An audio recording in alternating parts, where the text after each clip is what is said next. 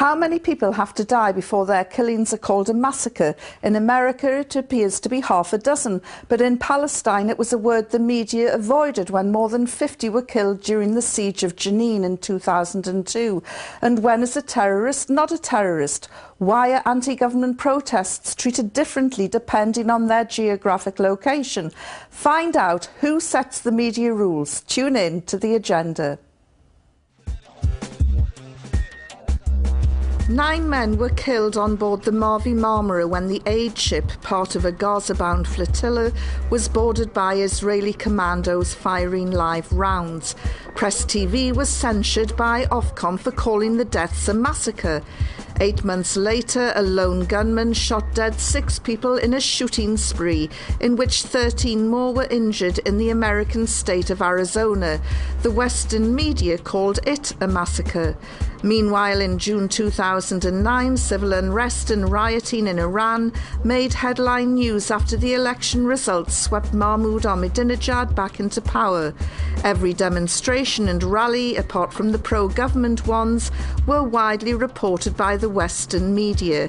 Yet in Tunisia, more than 100 citizens were reported to have been shot dead by government forces during nearly 4 weeks of civil unrest. But the waves of violent clashes and rallies were largely ignored by the West until Zini al-Abidine Ben Ali made a dramatic call for peace in a TV address 24 hours before he fled into exile. The disparity of treatment of some stories by the corporate media is raising questions among an increasingly critical public, which is becoming more aware of major stories through social networks and citizen journalism. Some say the two-tier system of reporting is fueled by racism and Islamophobia in the media, while others fear some branches of the news have become extensions of government propaganda. Today's agenda asks the question, who is setting the news agenda in the West? Islamophobia and racism are 2 key issues which are said to fuel media reactions to certain stories. Someone's skin colour or faith or nationality can move a story from the front pages to the back and vice versa. So who makes the judgment call? It's a thorny issue, and I'm sure our first guest has very fixed views of his own. He is Ben Harris-Quinney, a member of the right-wing think tank The Bow Group. Joining him is Lancaster University academic Leon Musavi, who has just completed a massive research document examining the growth and challenges facing converts to Islam in the West, as well as Islamophobia. Completing our roundtable trio is Salim Salam, a freelance journalist and producer. He joined the BBC in 1993, covering many stories affecting Muslim communities around the globe for BBC and radio and commercial radio stations. How would you describe the tax protester who flew a plane into a building in Texas last year, Ben? Well, I think the differentiation between an attack of an individual and an attack of an organisation is often to signify the attack of an individual as not being an act of terrorism. I would also point to the attack that Timothy McVeigh took part in against the Federal Building in the mid-90s, which was deemed a terrorist attack.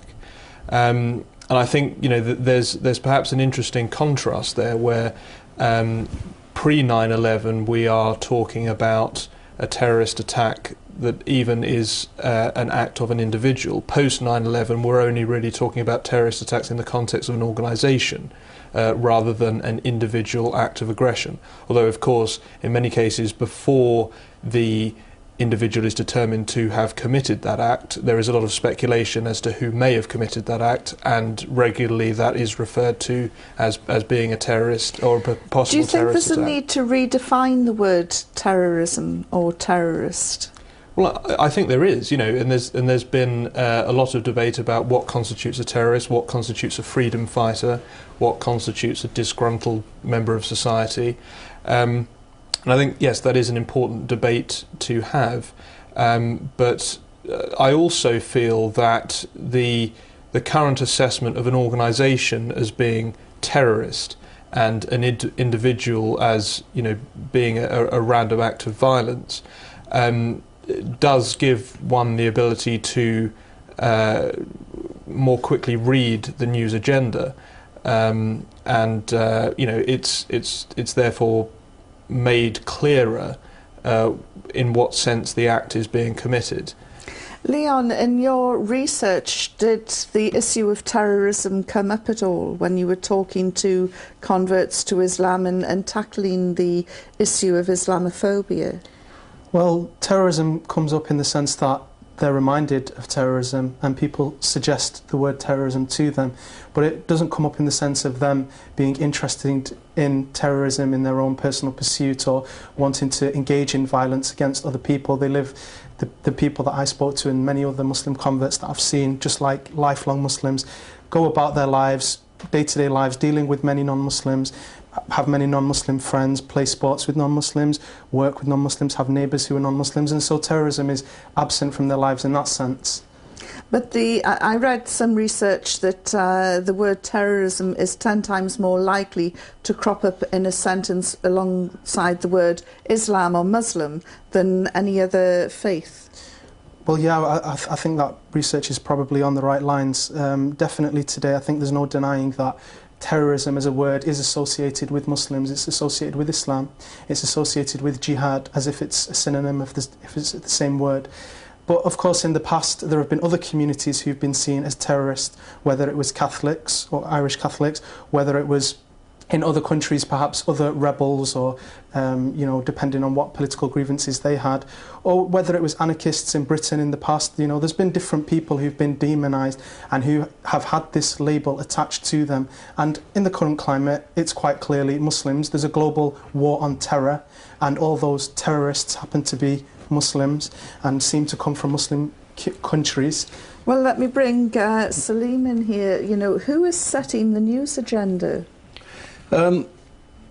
It's a very good question. I mean, in terms of these kinds of issues, I think very much editors are influenced by owners, and owners are very close to governments. I mean, there is a very direct link between them, and there are many examples where you can see that governments putting out stories which a proper journalist will be critically evaluating and analysing and not accepting at face value, and they don't. So although government, you know, you can't really say governments are telling the press what to print. You know, you take something like the war in Iraq, and many people should have been journalists, should have been asking many more questions than they did at the time. Well, let's examine the journalist's motives after we show this this clip. We'll just be checking out some of the more shameful campaigns and propaganda stories peddled by the media over the last century.